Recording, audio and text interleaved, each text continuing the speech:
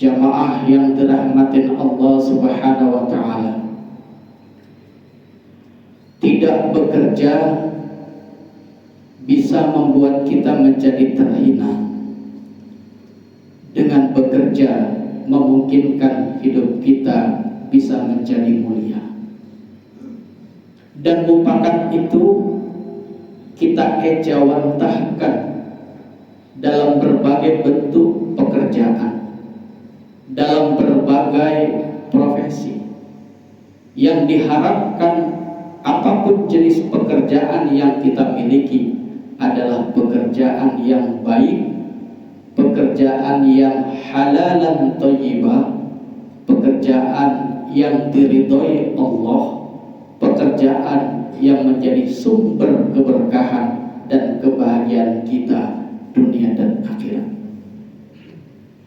Begitu pentingnya spirit Islam dalam kita bekerja, sampai-sampai ketika Muhammad ibnu Ashib berkata dan bahwa Umar bin Khattab radhiyallahu anhu ketika mendapat berita tentang kehebatan para pemuda, maka kehebatan dan kekaguman itu pun disusulkan dengan pertanyaan kepada anak pemuda yang dimaksud, bahwa pemuda itu kalaupun hebat, kalaupun mantap, bekerjakah dia?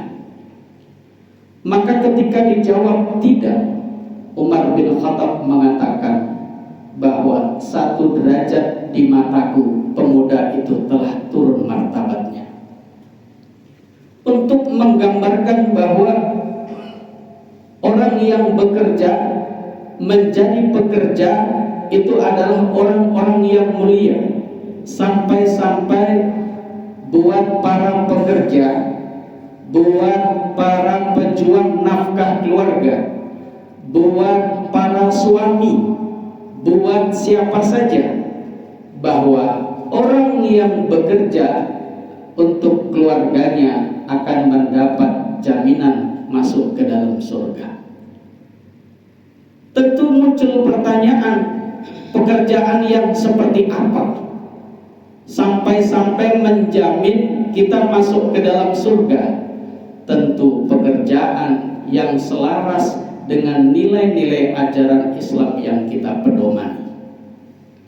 Sampai-sampai Rasulullah dalam satu hadis menyebutkan, innallaha yabghadu sabal fari, sesungguhnya Allah itu benci kepada pemuda yang notabene dia kuat, sehat, gagah, tapi lebih memilih malas bekerja dan menjadi pengangguran. Hadirin sidang jamaah Jumat yang dirahmatin Allah Subhanahu wa Ta'ala, bekerjalah dengan segenap pekerjaan yang ada, karena dengan bekerja hidup kita akan menjadi mulia. Bahkan di dalam Quran surah An-Najm ayat 39 Allah berfirman, wa allaisal insani illa ma syaa, dan tidaklah diperoleh oleh seorang manusia pun melainkan apa yang dia pekerjakan atau apa yang dia usahakan. Dari An-Najm ayat 39 ini maka muncul prinsip, muncul kata-kata mutiara bahwa hasil itu tidak pernah mengkhianati proses.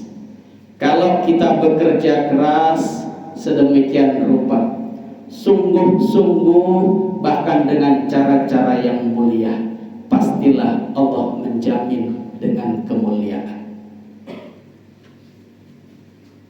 Tetapi sebaliknya, kalau kita lebih suka bermalas-malas, menganggur, terlebih sekarang kita dihadapkan dengan tantangan zaman yang luar biasa. Mencari pekerjaan teramat susah.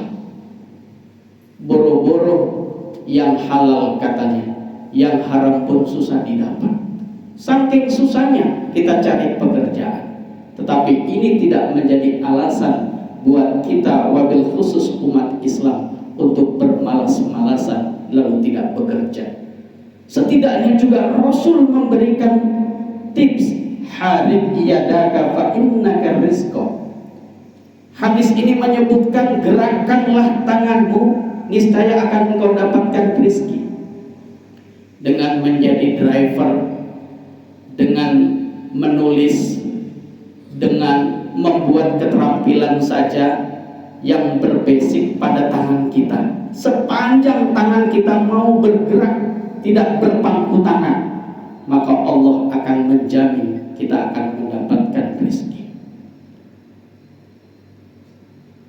Maka karena bekerja itu adalah mulia dan menjamin kemuliaan hidup dunia dan akhirat, tentu ada cara-cara mulia yang secara adab, yang secara etika di dalam bekerja harus kita lakukan. Rasulullah SAW memberikan penjelasan di dalam kitab Subul Iman. Ada 4 adab bekerja yang penting kita kedepankan. Pertama adalah bahwa bekerja itu dalam rangka ingin mencari rezeki di dunia dengan halal. Disinilah kita mulai merasakan sulit, karena tidak semua pekerjaan itu halal, dan yang lebih sulit lagi kalau yang remang-remang itu kemudian kita kerjain. Karena antara yang halal dan yang haram, yang baik dan yang buruk bercampur menjadi satu. Dan inilah yang menjadi salah satu alasan kenapa Allah berfirman, wala talbisul haqqa bil batil. Janganlah yang benar dengan yang salah itu dicampur aduk menjadi satu sehingga menjadi samar.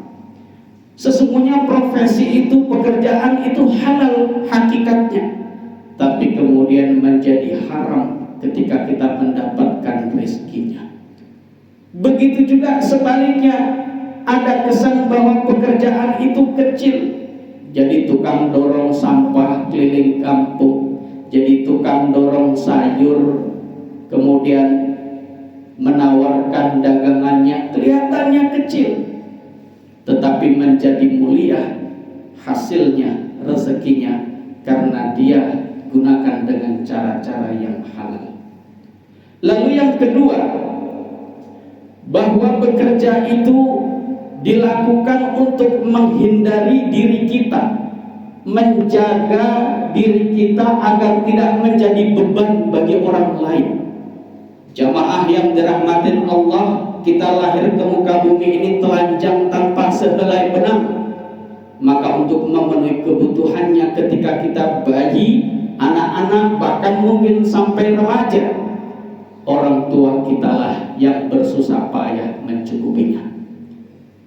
Maka sebagai bentuk tindak lanjut kebutuhan kita yang lebih besar, terlebih keinginan kita yang bermacam-macam, maka kita perlu bekerja. Setidaknya mandiri, sebagaimana dicontohkan Nabi Daud alaihissalam. Bayangkan bapak saudara, Nabi Daud itu adalah tukang baju besi yang suka bikin baju besi dan kemudian menjual kepada orang lain. Kita tahu Nabi Daud alaihissalam dianugerahi harta, dianugerahi kekayaan. Kalau bahasa kita mungkin kasih warisan banyak, kontrakannya banyak, duitnya banyak, tetapi tidak menjadi alasan Nabi Daud untuk berpangku tangan. Dia bekerja mandiri dan tidak mau menjadi beban bagi orang lain. Ini anak, ini pekerja mantap, bekerja untuk mandiri dan tidak menjadi beban bagi orang lain. Lalu yang ketiga, adab di dalam bekerja yang direkomendasikan Rasul kepada kita dalam kitab Subul Iman itu adalah bekerja dalam rangka memenuhi kebutuhan keluarga, sandang, pangan, papan. Dan itulah hebatnya bapak-bapak dan saudara-saudaraku, para pejuang nafkah keluarga. Bekerja sedemikian rupa, berangkatnya pagi, rumah di Bekasi, bahkan ada yang lebih jauh dari Bekasi, hari-hari ke Jakarta, terus tiap hari bekerjanya keluar kota, pulangnya malam. intensitas untuk ketemu dengan anak dan istri sangat berkurang. Demi apa? Demi bekerja, mencari rezeki, memenuhi kebutuhan keluarga. Ini juga para suami-suami yang hebat, bertanggung jawab terhadap kebutuhan keluarga. Dan inilah yang salah satu kelompok atau golongan yang mendapat jaminan masuk ke dalam surga. Lalu yang ketiga, yang keempat adalah bekerja untuk memberikan bantuan kepada para tetangganya. Ini adalah makom yang paling tinggi. Karena setelah kita sibuk bekerja, memilih pekerjaan yang halal, pekerjaan yang baik, lalu kita diharapkan untuk bisa ngurusin diri sendiri, mandiri, tidak mau jadi beban orang tua atau orang lain, repotin terus. Lalu yang ketiga, kita mulai didorong dengan bekerja itu kalau bisa ngurusin keluarga. Maka yang single, yang jomblo pun cepat-cepat menikah, kepengen ngurusin anak orang beserta keturunan kita. Dan kalau pada level itu kita termasuk orang yang oke, settle, kita sudah survive, kebutuhan keluarga rumah tangga kita terpenuhi, maka dari pekerjaan kita mendapatkan isyarat, mulailah mengurangi beban tetangga-tetangga kita, karena itu adalah level yang paling tinggi. Hadirin sidang jamaah Jumat yang dirahmati Allah Subhanahu wa Ta'ala, berkaitan dengan motivasi bekerja ini, Allah Subhanahu wa Ta'ala di dalam Quran surah At-Taubah ayat 105 memberikan pegangan kuat yang insya Allah kalau kita pegang ini, insya Allah pekerjaan kita selamat, pekerjaan kita barokah, pekerjaan kita insya Allah diridhai Allah Subhanahu wa Ta'ala. Apa firman Allah dalam At-Taubah 105? Wa qul malu fasayarallahu amalakum wa rasulahu wal mu'minun wa saturadduna ila alimil ghaibi wasyahadah fayunabbiukum bima kuntum ta'malun. Dan berkatalah Allah, bekerjalah kamu, fasayarallahu amalakum wa rasulahu wal mu'minun, maka Allah yang akan memberikan penilaian, Rasul yang akan memberikan penilaian, dan yang ketiga orang-orang mukmin yang akan memberikan penilaian.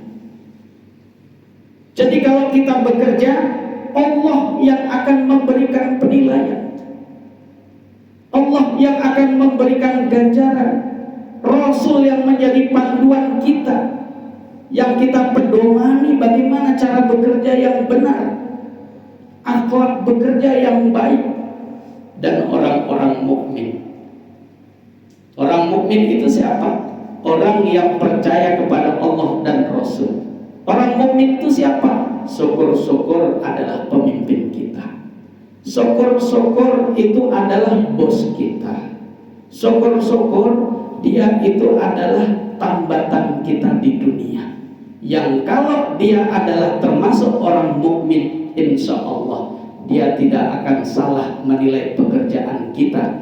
Jika pekerjaan kita baik, naik pangkat dan golongan, naik gaji. Jika pekerjaan kita tidak baik, maka kita kemudian dievaluasi bagaimana caranya kita itu bisa tumbuh dan berkembang dengan prestasi yang bagus. Wasaturadduna ila alimil ghaibi wasyahadah, dan segalanya apa yang kita kerjakan itu dikembalikan kepada Allah yang mengetahui, yang ghaib, yang enggak tampak, wasyahadah, dan yang tampak. Dari sini kita mendapatkan pemahaman bahwa apa saja yang kita kerjakan, baik yang tampak ataupun tidak tampak, zahir maupun batin, Allah tahu. Bisa jadi pekerjaan kita dilihat orang bagus, ternyata niatnya jelek. Oke bos, asal bapak senang, cari muka, pencitraan, sehingga lama-kelamaan hanya Allah yang paling tahu daripada pimpinannya. Jadi ayat ini sesungguhnya menegaskan zahir dan batin kita harus bagus, nawaitu bekerja kita, karena semuanya dikembalikan kepada Allah yang mengetahui yang tampak maupun yang tersembunyi. Lalu kemudian konsekuensinya apa hadirin? Allah akan memberikan balasan yang sebaik-baik balasan. Allah akan memberikan balasan yang berlipat ganda secara kuantitatif maupun kualitatif, baik dalam bentuk rezeki yang tunai maupun non tunai. Apa itu rezeki tunai?